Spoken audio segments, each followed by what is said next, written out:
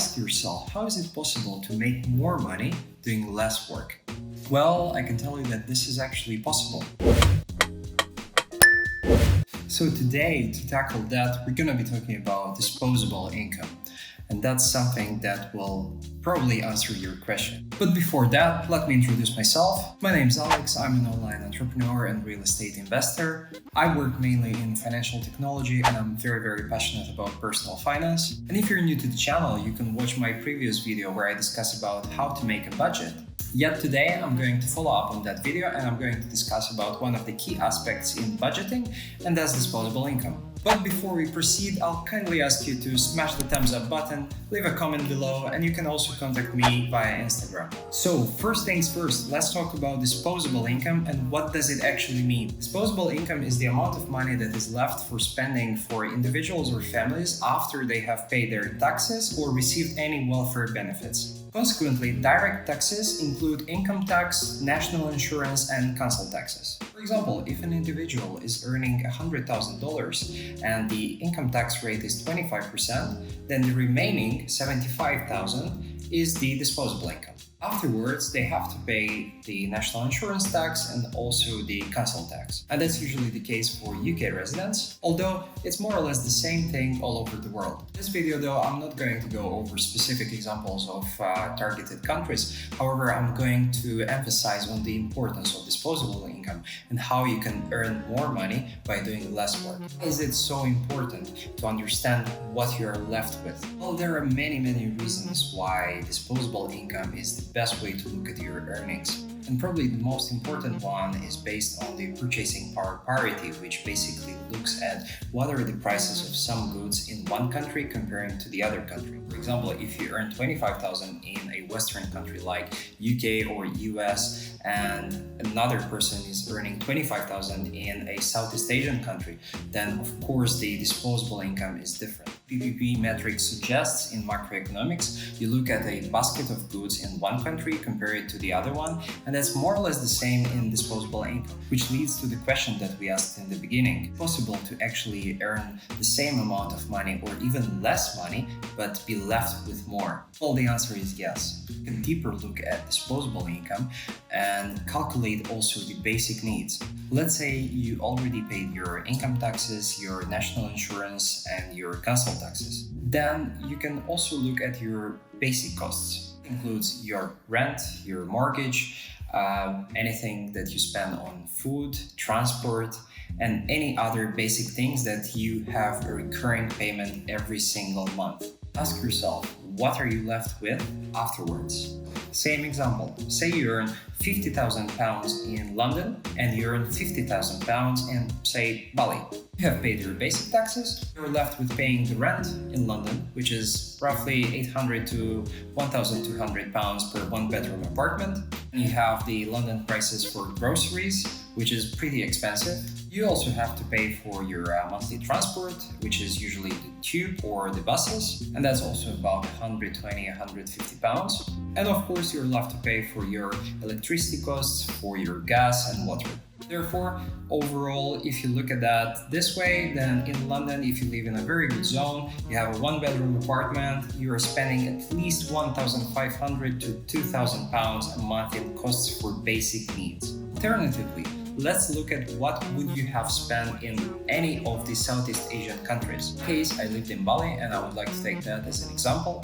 For example, the monthly rent, which includes daily cleaning, reception, and all the household costs such as electricity and gas already paid, it's about £300 a month. That's more or less a moderate lifestyle. Also cut your costs if you don't live nearby the beach or somewhere in a very touristic area, but at the same time you can increase them if you go for the high-end buildings or villas or any kind of residential property. If we take the moderate case, then we will go with a basis of £300 a month in Bali.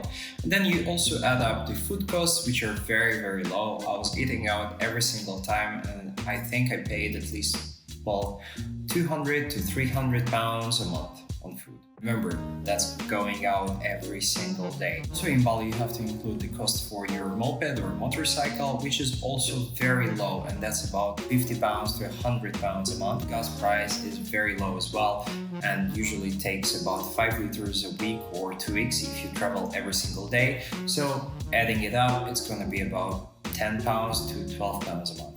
For in the end, compare the basic costs for living in London and say Bali, it's going to be a huge difference. Something around £2,000 for a pretty good life in London and £800 for a really good life in Bali. So going back to our discussion, and if you take the basic costs for London, which is let's say £2,000 for a pretty decent life in central London, and also you take it for Bali about £800 for a pretty good life nearby the beach, you have a difference of £1,200, right? Well, if you earn the same amount of money and you spend different amounts, then £1,200 is the amount that you could have actually saved.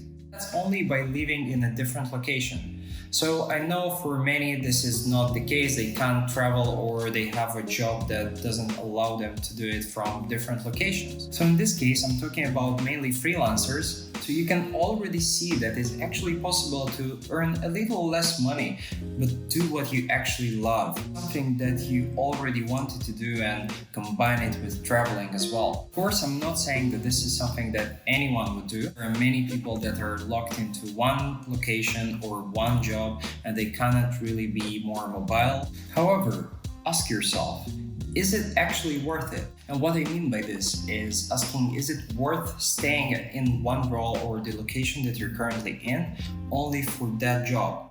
Yet again, for some people, having a role, say in chemical engineering or being a teacher at school is something that you can't really change, and if you're passionate about it, then definitely do it and don't even think about moving on. The same applies to doctors and any other professions where you can't really be as mobile. But if you're in an industry where you can think about changing your place, or that's something that is pretty easy for you to do, then that's definitely a really important thing to think about. And of course, that doesn't only apply to moving from one country to another country. That also involves moving from one big city to a smaller city. As an example, if you are offered £35,000 in London and £35,000 in Manchester, and that's absolutely not the same thing, because yet again, in London, you're going to be spending quite a lot of money on transport, which is at least double the price of Manchester. The rent prices in London is also at least double the price of Manchester. And the price for any other basic things in Manchester is relatively much cheaper than London. Of course, in the end, if you have these two options, then you should go for the one that is better for yourself. Of course, some people, they might not have these possibilities. You might have a family in one location and can't say no, but if you're not locked by that thing, then definitely go and calculate your disposable income and only afterwards make your selection. The same thing applies for some roles that offer less money in a more remote location. Say you're being offered £50,000 or £60,000 in London, and you're also offered £45,000 or £40,000 in Liverpool or Manchester. What would you choose? The average price of living in Manchester is going to be about £1,000, and the average price of living in London is going to be £2,000. Therefore, doing the simple maths, having actually an even better life than average in Manchester is going to be about £10,000 to £12,000 a year, and having the same lifestyle in London, or even not as good, it's going to be about £22,000 to £24,000 a year. Consequently, that's more or less double, and that's going to be about £12,000 more expensive to live in London than Manchester. Only then ask yourself, is that £5,000 increase in salary in London worth it, when the living cost difference is actually £12,000? Well, the answer is pretty obvious. And it's more or less the same thing as becoming a freelancer and doing the things that you actually love, but in just a different location. Always hard to start, and it was the same thing for me when I started my consultancy and I moved on from working at a very top job in London to living in Bali and earning my very first dollars. Always about taking that decision and taking that risk towards building your future career that is based on what you love and what you're passionate about.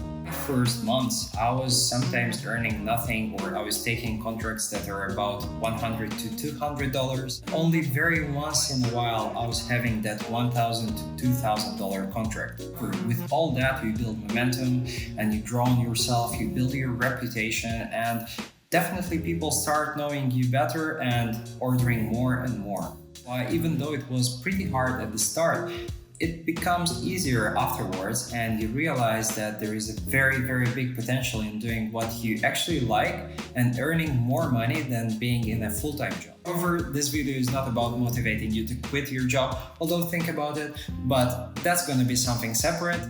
In the end, to reiterate on what I have mentioned in this video, disposable income is one of the key methods to achieve your financial freedom, but that's very important to set up your mindset thinking about disposable income rather than what you're actually being offered. And only with that mindset, you will be able to succeed, you will achieve your financial freedom, and you will eventually end up working for yourself or for something that you were always passionate about. There will be more time for you to explore other things, other opportunities, or even career options. And again, if you like this video, please don't forget to subscribe, leave a thumbs up and comment below. I'll do many more videos on personal finance and give you my actual perspective on things and how I built my financial success. And only your support will keep me more motivated and committed to releasing these videos every single week for you. And if you do find them meaningful, then please share it with friends and let's have a really good learning experience together. Wishing you a productive week ahead and see you soon.